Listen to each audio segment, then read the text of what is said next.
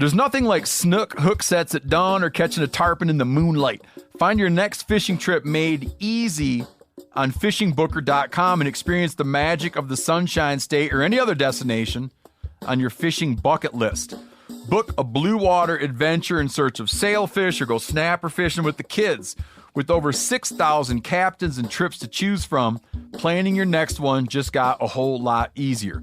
Download the Fishing Booker app on the Google Play or App Store, or visit them online at fishingbooker.com to book your trip today.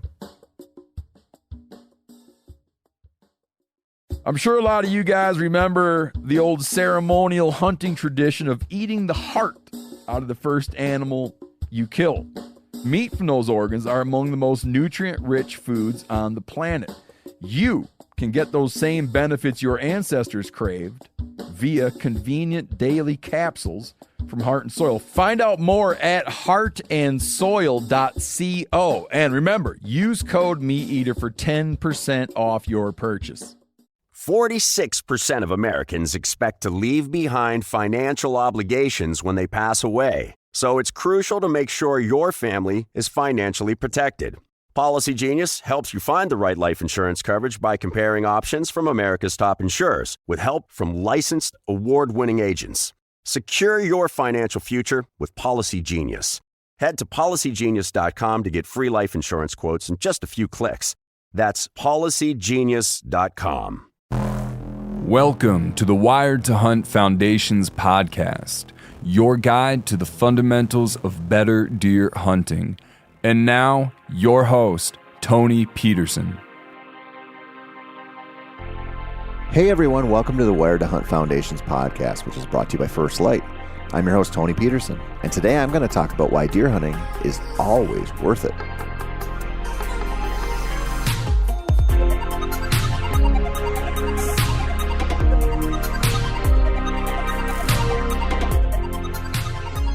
Are any of you fine listeners out there going a little cuckoo for Cocoa Puffs right now? Because I know I am. This winter started early, and it has been a real bummer for months now. And we're only like halfway through it, which is pretty depressing. And I don't know about you, but I can only organize my hunting gear and tie up some swimming jigs for some spring bass and clean the shotguns and stare at OnX for so long before I try to kill the boredom other ways. And one of those ways recently sparked an idea about why we hunt and what we actually think about hunting. And that's what this episode is all about.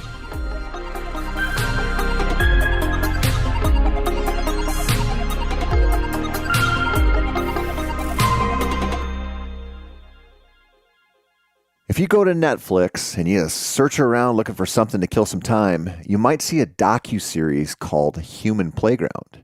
It's one that I recently started watching. The first episode is all about pain. Well, actually, a lot of the episodes seem to be about pain and how we as a species seek it out in unusual ways to show that we can handle it and that we deserve the bliss of not being in pain afterwards. Does that make any sense? Probably not. Anyway, there are arcs to the first episode that involve a woman running a marathon in the desert, which if it doesn't sound too terrible means it's probably been since grade school since you laced up some running shoes. There's, like bullfighting in the first episode. There's a bike race on super slippery cobblestones that results in a very high number of broken ribs for a bike race. And then there's a woman, and I recommend everyone watch her segment because it is wild. This woman uses a chainsaw to cut a hole in the ice of some lake in, I think, Finland. Then, on a super cold day in the winter, she walks out there in a swimsuit and dives under the ice to swim around for a spell. I'm not going to spoil anything for you, but watch it and watch how it's shot. It is wild. So now that my Netflix referral checks are probably in the mail, I hope, I'll say that none of what I talked about so far has anything to do with this podcast, really. Except that if you keep watching those episodes in that docuseries, you'll see shows dedicated to all kinds of things that us crazy humans do. But the one that caught my attention and sparked the idea for this episode involves some dudes who are from Mongolia, I think. And these dudes get together in the winter with their trained raptors and a bunch of good buddies and proceed to put on small game drives where Once a bunny takes off and exposes itself, they release their death eagles or whatever kind of bird they're using, and then it's lights out for Commander Bun Bun. As I watched this play out, I actually said out loud to myself, because I talk to myself all the time, even though I very recently found out that it is not that common or normal, apparently. Anyway, I said to old Antone, that is a lot of work for a rabbit. I even felt like a little bit superior to those Mongolian rabbit smashers with their really cool birds. But then I realized something. Last February, I drove nearly 4 hours to stay in a hotel room with a couple of buddies so we could hunt rabbits. And you know what? It was a freaking blast. We put on a few miles slogging around various chunks of public land that looked like it might hold a rabbit or two, and we managed to shoot 8 cottontails. We learned quite a bit about the deer that lived down there, flushed a pile of pheasants, and fought off some of the serious cabin fever that settles into your brain like a parasite by the time February is nearly wrapped up and the old dreaded March is about to come roaring in. When my buddies and I left the sloughs in our last hunt and cleaned our bunnies on the tailgate of my truck, it was honestly the culmination of a really good day.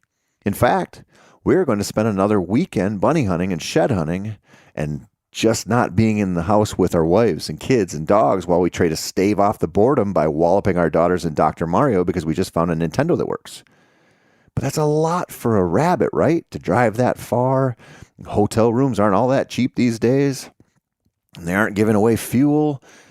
It's a full weekend that we could be doing other more responsible, more adult types of things than jumping on brush piles and taking our 20 gauges for a long walk through a lot of brush.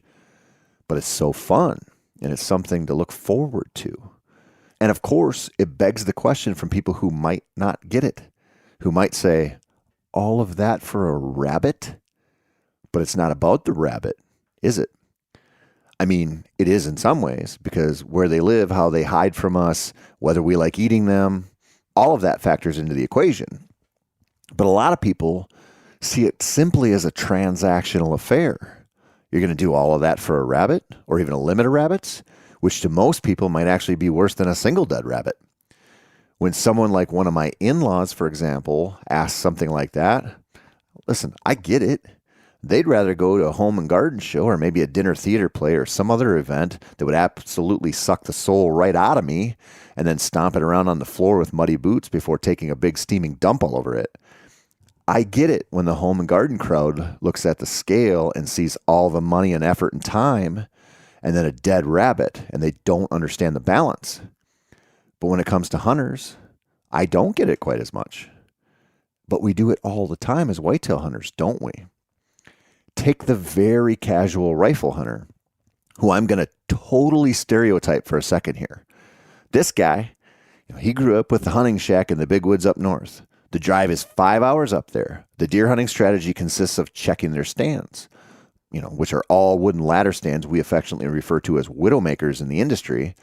And then opening morning, they get up, practice no scent control, ride four-wheelers into the woods, sit on their stand, regardless of wind or weather or crops or whatever, and they wait and cross their fingers.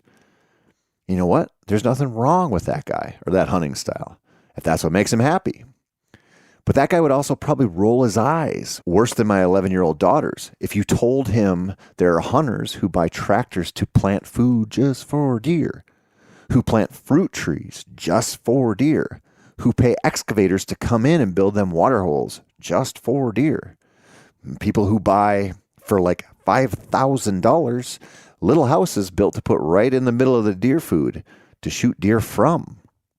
Houses that are somewhat soundproof, somewhat scent-proof, and will keep him from getting spotted moving around until he opens a window and blasts an unsuspecting buck in his lungs.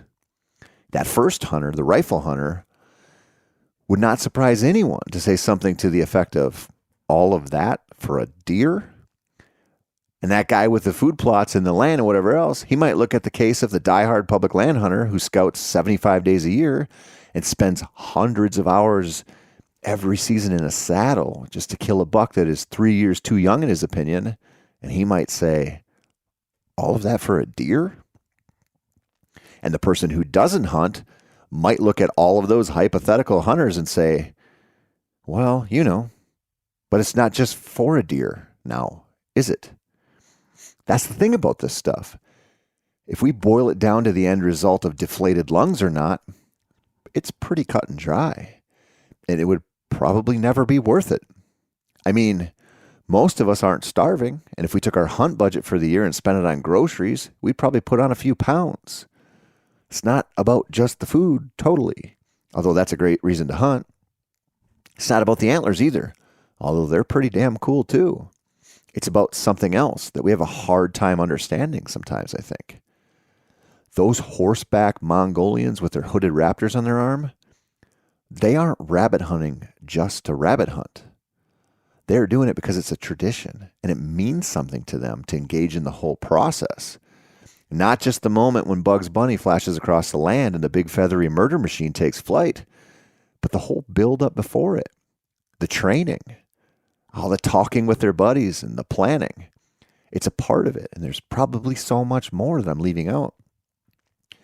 When my buddies and I go rabbit hunting, we'll text about it for weeks beforehand. We'll call each other. We actually e-scout and pick spots. We build the whole thing up. Then we go and we give each other tons of shit and we work hard to push a few rabbits around. And then we relax afterwards and plan for the next hunt or the next scouting trip or maybe where we should apply for turkeys this spring. The thing about hunting is that if you really want to enjoy it, you figure out these things eventually. If you really don't want to enjoy it, focus too much on the end goal. If you really don't want to enjoy it, focus too much on an end goal that you can't achieve for whatever reason. Like if you bow hunt for 3 years on public land in Louisiana and decide it's finally time that you move up to the mature buck league and make the declaration that it's a 150 or bust this year, boys. When it comes to whitetails and what you'll do to be around them come fall, it pays to think about why all of the parts are worth it and how to make sure that you enjoy all of the parts enough to keep doing them so that you get better overall and the whole thing becomes more a part of your life. No, scratch that. More like a better part of your life. And this is tough to do during the off season. I recently had a conversation with a good buddy of mine named Aaron Hepler, who is a diehard public land hunter from Pennsylvania. We got on the topic of bow hunting, the promised land that is Iowa, and he mentioned that he might have enough points to draw down there this year. I then mentioned that a great way to learn about public land in Iowa is to buy one of their last season tags and go run and gun for some gobblers. I've written about this many times and put it into practice many times, but he didn't seem to need an excuse to get down there. He said he had a stretch in April where he could make the 13 or 14-hour drive to Iowa to walk as much ground as possible and decide if burning his points and writing the big check is going to be worth it. Now, a lot of people in Aaron's life would probably say, all of that for a deer? But he loves scouting, and he loves new ground. It's not a chore to do the off-season parts for him because he loves it. He would do a lot more for a deer because it's not just about killing a deer to him. Scouting trips can be fun. They should be fun. Finding shed antlers, shaking off the confines of your house to walk through the winter woods. That shit is fun. E-scouting, that can be fun, but not as fun as ground truthing your e-scouting suspicions. Of course, it's all not as fun as that moment when a buck starts walking down the trail toward your stand, but the more buildup there is, the more fun that can be too. It's fun when that happens, and it's not an accident or just an example of good fortune. That's important.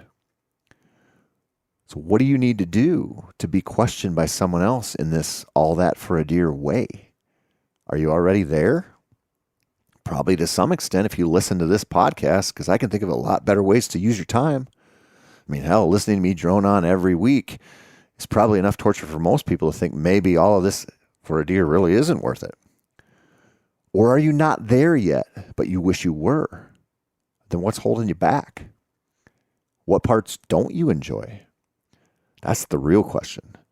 And that answer will help you figure out how to enjoy the whole thing more. And since we're in the off season now, let's talk about this. Because winter scouting is not that common, even though guys like me talk about it all the time. Do you not really like winter scouting? Do you think instead you can buy a couple of cell cameras and put them out in the summer to get enough intel? Do you feel that the work now is so divorced from the potential fall results that it's not worth it? Listen, I get it. I really do. The work can suck, but if it does, you might be doing some of it or most of it wrong. So let's say, I don't know, you want to hunt some new public land, but the idea of going out and walking 5 miles through the snow to look for rubs is just not doing it for you. Well, have I mentioned rabbit hunting's pretty fun? So is squirrel hunting. And an awful lot of states have open small game seasons still. When was the last time you carried around a scope 22 or a 17 and tried to snipe a few bushy tails? All right, what if you don't want to hunt small game? Do what I do sometimes. Sometimes when I'm e-scouting, I'll find an edge on a property or some thicket or swamp or something that just interests me, just catches my eye.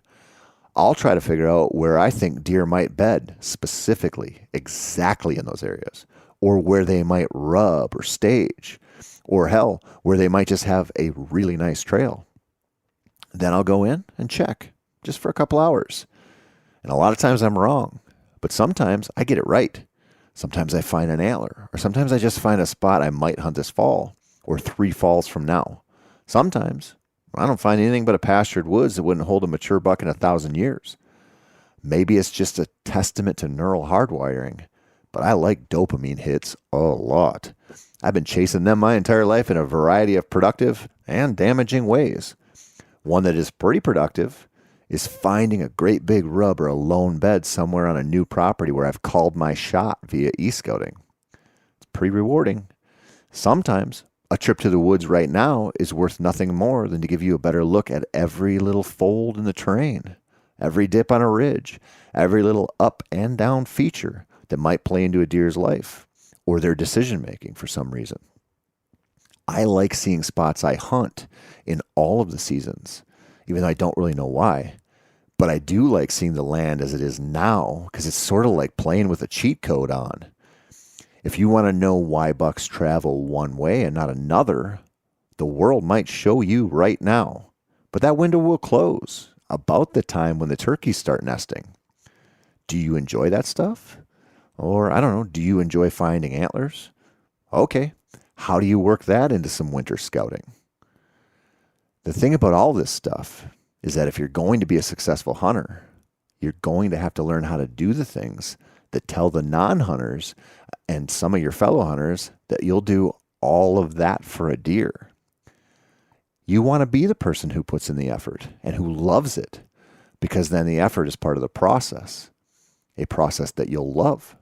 You want to be the one who knows the secret about getting the most out of a season, and how even if you can bow hunt for 3 months, the other 9 offer you a hell of a way to get your fix too. Listen, this applies to shooting, tinkering with gear, and a pile of other aspects of the whitetail process as well. It's all encompassing if you want it to be. Or if you just want it to be a little bit more deer crazy than the next guy, whatever, that's all right too.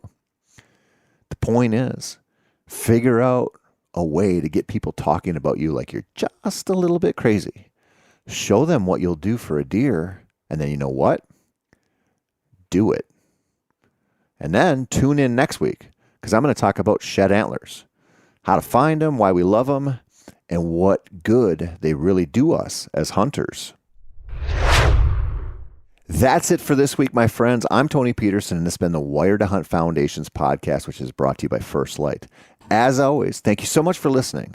And if you want more whitetail content, feel free to head over to themeateater.com/wired for plenty of deer hunting articles written by Mark, myself, and a whole bunch of other absolute slayers.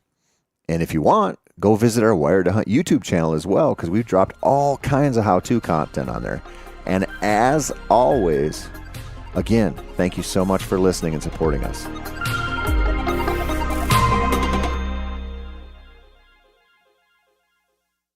I'm sure a lot of you guys remember the old ceremonial hunting tradition of eating the heart out of the first animal you kill.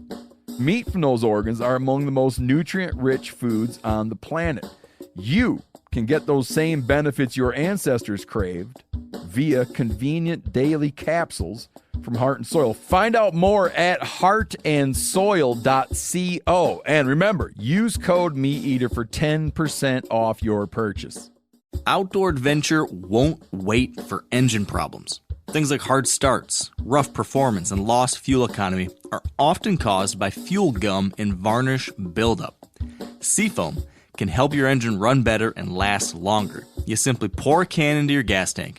Hunters and anglers rely on Seafoam to keep their engines running the way it should the entire season. So pick up a can of Seafoam today at your local auto parts store or visit seafoamworks.com to learn more.